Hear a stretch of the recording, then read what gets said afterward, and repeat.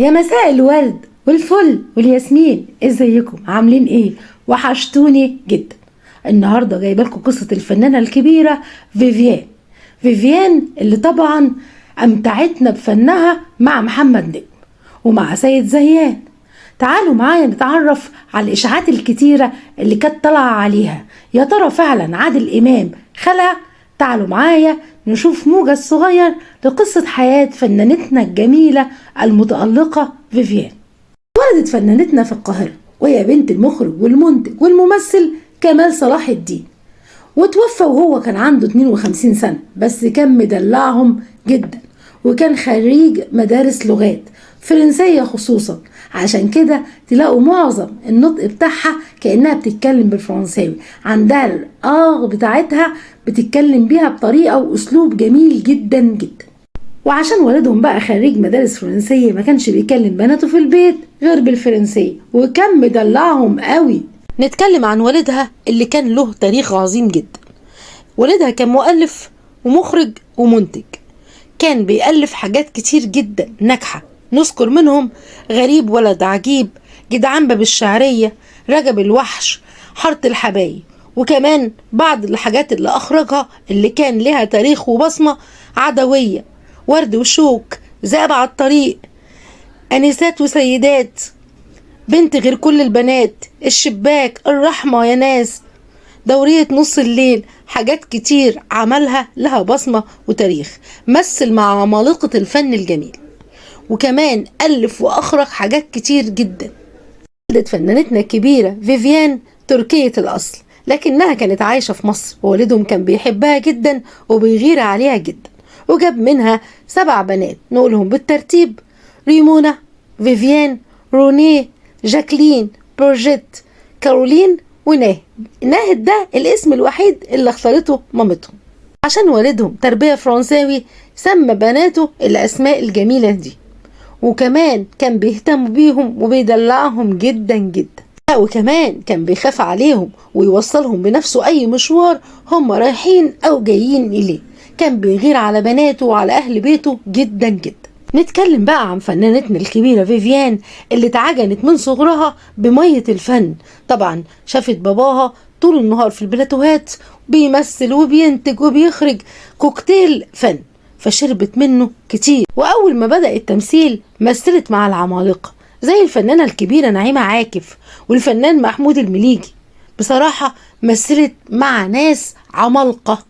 فنانتنا قدمت مسرح وتلفزيون وسينما، وبجد بجد كان ليها كاريزما وحضور جامد جدا، وعملت مسرحيات كتير جدا وناجحة مع محمد نجم وسيد زيان ونجاح الموجي وميمي جمال وممدوح وافي، وكل مسرحياتها كان لها بصمة، وبجد كانت بتعلم في قلوب الناس، زي عبده يتحدى رامبو مع محمد نجم، وكمان مسرحية الفهلوي ان ما نقدرش ننكر ان هي فيها كانت متألقة جدا مع الفنان الكبير سيد زيان.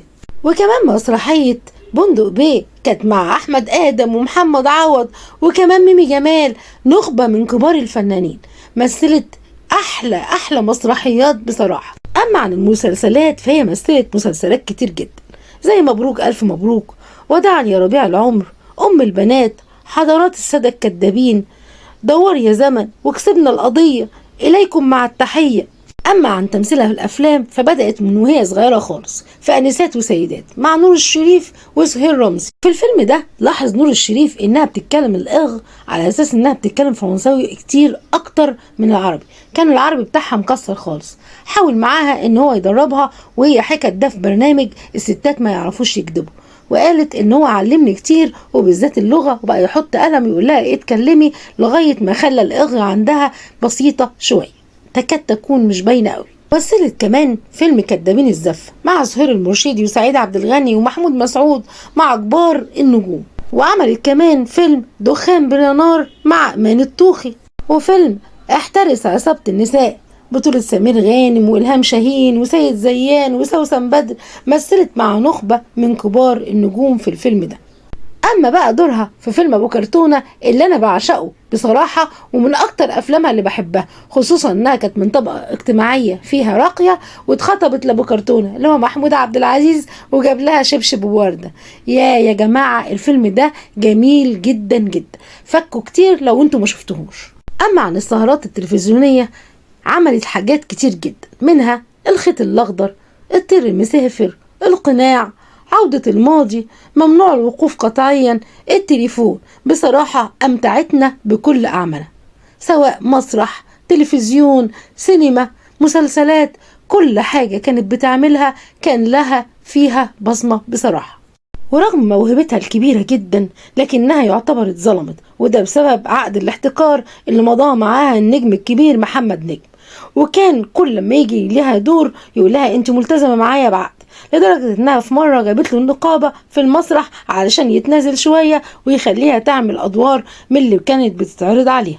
ولما جابوا سيرة الفنان الكبير محمد نجم في الستات ما يعرفوش يكذبوا، البرنامج اللي ظهرت فيه، قالت عليه كل كلام جميل، رغم ان هو يعتبر عطل شوية من مسيرتها الفنية وكان بيقل في اعمالها، لكنها بجد شابوه ليها ولأخلاقها العظيم.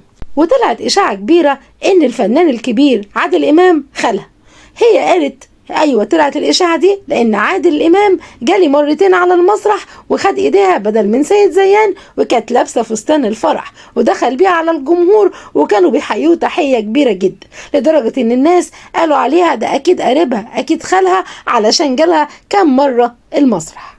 اما عن حياه فنانتنا الكبيره الشخصيه، فهي ما كانتش ناويه تتجوز خالص، لكنها اتعرفت على رجل اعمال اسمه طارق، وكان عنده شركات في المانيا. ولانها كانت اصلا مشغوله على طول، ما كانتش يعتبر بتنام، من التلفزيون للمسرح على طول كانت شغاله. لكن الحمد لله ان هو اقنعها واتجوزت وهي كبيره، لان ما كانتش بتفكر في الموضوع ده خالص. لكنها لما اتجوزت ما حصلش نصيب وانجبت، وكان جوزها غيور عليها جدا ويلف وراها البلاتوهات كلها، وكمان هي بتدير شركه انتاج كبيره هي واخواتها. وفنانتنا بتحب السفر، لفت كل دول العالم. ومات جوزها رجل الأعمال الكبير طارق، وبنتمنى كلنا إن احنا نشوفها في أعمال قريب تليق باسمها وبمكانتها، لأن ليها كاريزما كبيرة جدا. وعلى فكرة هي إنسانة جميلة جدا ومتواضعة، وأنا اتشرفت شخصيا إن أنا كلمتها، وبجد بجد فرحانة إنها سمحت ليا إني ألقي الضوء على بعض جزء من حياتها. كل التحية لفنانتي ومعشوقتي اللي بحبها جدا، الفنانة الكبيرة فيفيان كمال صلاح الدين. يا ترى جمهوري ايه اكتر فيلم حبتوه للفنانة الكبيرة فيفيان، او مسرحية؟ اكتبولي في التعليقات. ومن فضلكم لو وصلتوا لنهاية الفيديو اوعوا تنسوني في لايك واشتراك بالقناة، وبشكركم جدا جدا على متابعتكم وتحياتي ليكم.